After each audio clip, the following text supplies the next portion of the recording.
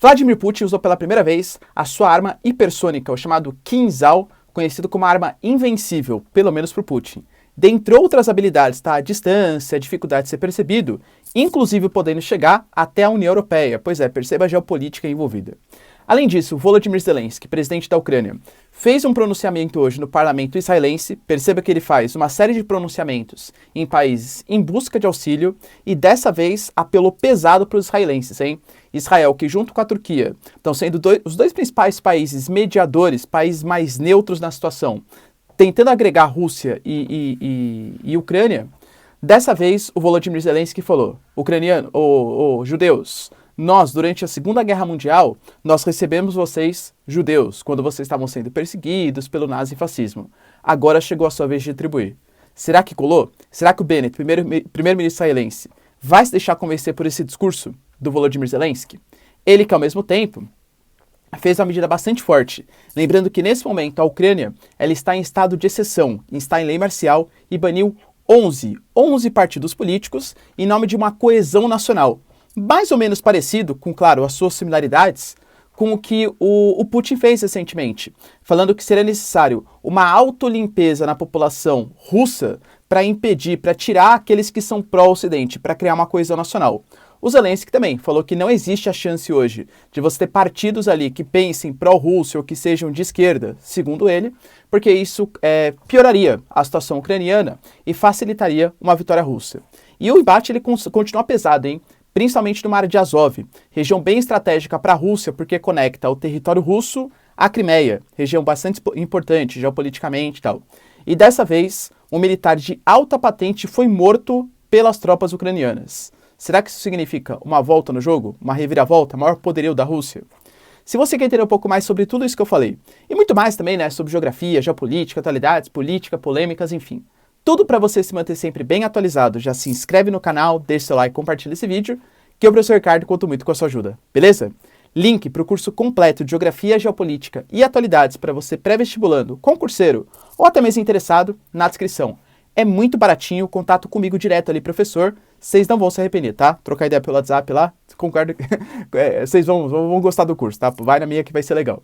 Além do mais, se você quiser apoiar meu trabalho, sem ser pelo curso, ou enfim, né? Seja membro, se não, só se você deixar o like já tá mais que sensacional, beleza?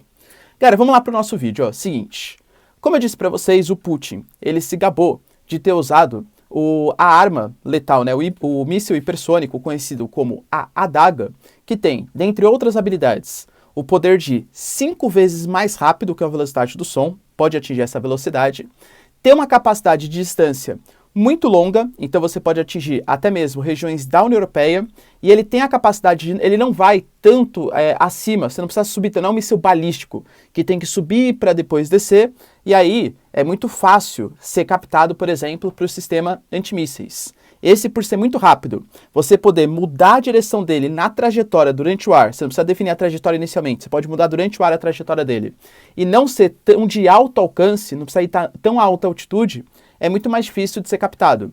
Inclusive, China e Rússia são lideranças no desenvolvimento desse tipo de arma.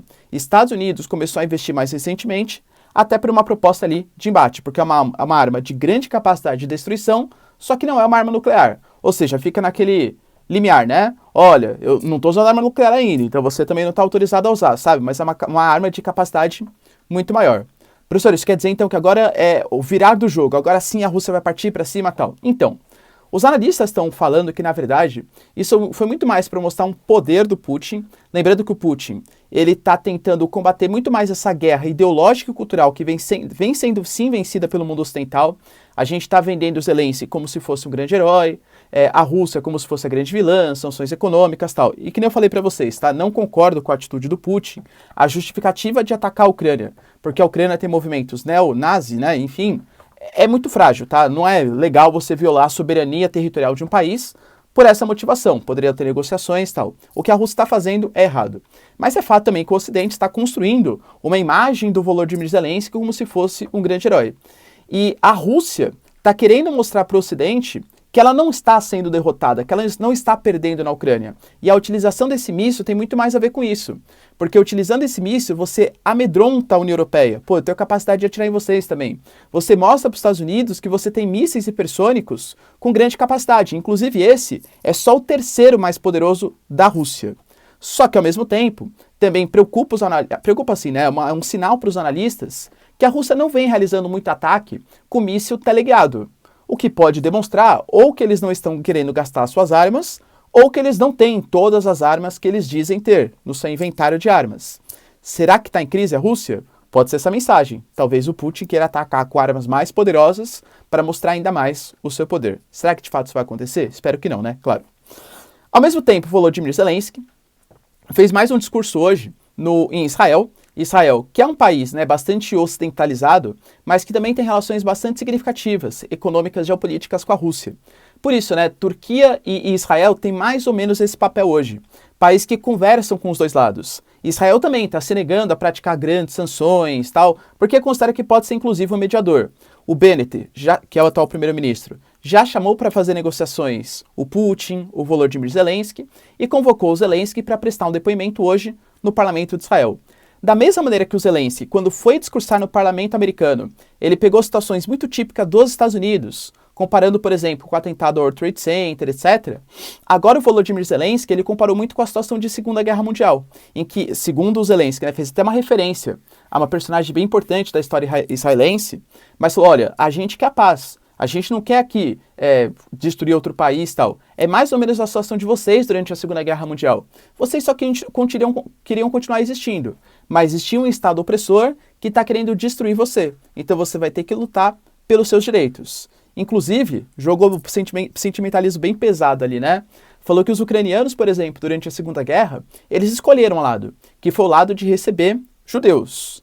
E que agora Israel também tem que escolher o seu lado, do lado certo da história, segundo Volodymyr Zelensky, que é receber esses refugiados e lutar, aplicar sanções e até, por que não, mandar armas, que até agora não foram enviadas a partir de Israel, para o território ucraniano, para a defesa da Ucrânia frente à Rússia. Creio que da mesma maneira como Israel, China e Turquia estão na situação de mais mediadores, um pouco mais atrás, não acho que esse discurso vai embalar uma grande motivação de Israel favorável à Ucrânia nesse momento. O que você pensa? Você acha que o Bennett, que tem inclusive comparou, né, com a faixa de Gaza, falou, por exemplo, vocês têm o Iron Dome, né, aquele sistema, por exemplo, antimísseis. A gente não tem isso. Vocês conseguem ter uma autodeterminação com a soberania quando a faixa de Gaza ataca vocês, quando vem ataques, enfim, de atentados aí, mas a gente não tem isso. Vocês poderiam ceder armas pra gente? Estar do lado certo da história? Enfim, não acho que Israel vai ceder por esse sentimentalismo do Volodymyr Zelensky. Volodymyr Zelensky, que numa medida autoritária, galera, convenhamos, é uma situação de guerra. Em situação de guerra, a Ucrânia, por exemplo, está num martial law, né, numa lei marcial, que garante que o poder executivo é uma ditadura. Então pode passar por cima do parlamento, pode usar o exército ao seu bel prazer e coisa que valha. É uma situação de guerra, é uma coisa natural. Mas pedindo uma coesão nacional, o Volodymyr Zelensky, ele anunciou o encerramento das atividades, pelo menos temporariamente, de 11 partidos ou organizações que são suspeitas de terem um pensamento ou de esquerda ou de terem um pensamento pró-Rússia. Porque nesse momento, segundo o Volodymyr Zelensky, eles poderiam colaborar para uma falta de coesão nacional, de uma falta de sentimentalismo, de nacionalismo para combater os russos. Então, nesse momento, eles não podem fazer parte do jogo. Só que aí vem a crítica. E de novo, né? De novo, não estou falando que a Ucrânia é um país, né, o Tranã. Inclusive, o Zelensky, ele é um judeu. Isso tem que estar bem claro na cabeça de vocês. Mas ele baniu uma série de partidos, certo? Pois é. 2 partidos, neo-nazi, enfim, não posso falar aqui no YouTube, né? Porque é um family friend aqui no YouTube, você sabe disso. Mas 2 partidos que têm orientações claramente neo-nazis, enfim, não foram combatidos. Ah, professor, mas é porque... E de fato, né? Qual que é a prerrogativa do Zelensky? Quando teve o Euromaidan, aquele movimento ali, na Guerra Civil, em que a Ucrânia queria entrar para a União Europeia, o então Putin, ele foi lá e combateu o presidente ucraniano na época, o presidente da Ucrânia, você não vai entrar para a União Europeia. Começou uma guerra civil no país, esses movimentos neonazistas colaboraram muito com a Ucrânia pró-União Europeia, com a Ucrânia querendo se afastar desse leste europeu. Então, sim, Não estou falando que a Ucrânia, de maneira geral, é neotananã, mas ela se usa, ela se aproveita do batalhão de Azov, de grupos ali com essas orientações para combater a Rússia. Isso é fato, a gente não pode negar, tá? E com certeza isso vai ser utilizado como justificativa para o Putin para possivelmente reforçar os ataques. Tá vendo? Ó, eu falo para vocês, o cara tá combatendo, o cara é um censurador, o cara proíbe partidos e tal, mas os partidos neotananazistas, ele não combate. Por quê? Porque claramente ele quer isso para a Ucrânia. Porque claramente ele quer combater, ele quer expulsar quem pensa diferente. Inclusive, isso Putin falando, tá? Inclusive os russos que viviam na região de Donbass, em Lugansk e Donetsk.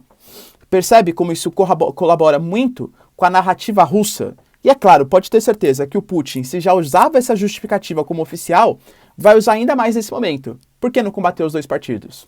Tá? E a batalha ela continua acontecendo. Lembrando que um dos principais pontos de batalha que a gente tem nesse momento é no Mar de Azov. Por quê? Porque com o reconhecimento de Lugansk e Donetsk como regiões independentes, muito claro, uma relação muito mais forte com a Rússia, para você conseguir chegar até a Crimeia, que é uma região que tem o porto, tem a região de Sevastopol, por exemplo, é uma península super importante, conecta com o Mar Negro, conecta com o Mar Mediterrâneo, você tem que conectar toda aquela região do Mar de Azov.